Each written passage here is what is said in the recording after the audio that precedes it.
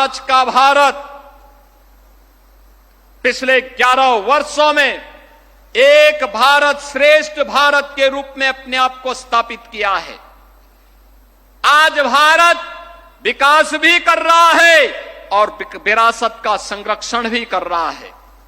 विरासत और विकास का यह अद्भुत संगम आज अयोध्या में हम सबको इस रूप में देखने को मिल रहा है। 17 से 25 के बीच की इस यात्रा को मात्र 9 वर्षों में आपने देखा होगा 25-50 हजार दीप जिस अयोध्या में नहीं मिलते थे, इस बार 26 लाख से अधिक दीप तो केवल अयोध्या धाम में प्रज्वलित हो रहे हैं। और अगर पूरे प्रदेश भर के अंदर मैं इसकी गणना करूं तो मैं कह सकता हूं कि कम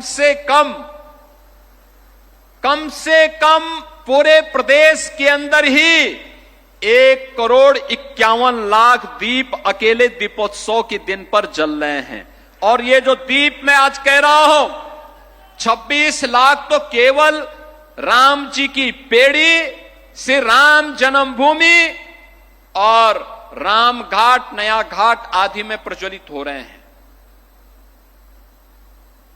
जो आश्रम हैं, मंदिर हैं, मठ हैं, उनमें अलग से दीप प्रज्वलन होने का काम हो रहा है। वे अलग से आश्रम वासियों की ओर से, पूज्य संतों की ओर से भगवान राम के आगमन पर, अयोध्या आगमन पर आज जिस भव्य रूप में इस कार्यक्रम को आगे बढ़ाया जा रहा है, यह हम सबके उन संकल्पों को आगे बढ़ाने का कार्य है। बहनों और भाइयों, ये लोग भारत की आस्था का अपमान किस कदर करते थे। अयोध्या को पहचान के संकट से गुजरना पड़ा था, लेकिन आज अयोध्या को पहचान के संकट से नहीं गुजरना पड़ रहा है।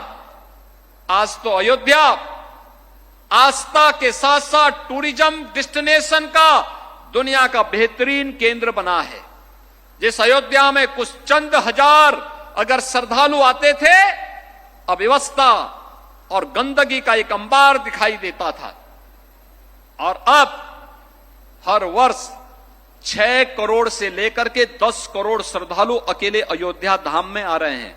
6 करोड़ से लेकर 10 करोड़। ये नई अयोध्या है। ये अयोध्या जिसको प्रधानमंत्री मोदी जी का संकल्प के अनुरूप हम लोगों ने तय किया है, ये अयोध्या अब दुनिया की वैश्विक आध्यात्मिक राजधानी के रूप में अपने आप को स्थापित करेगी।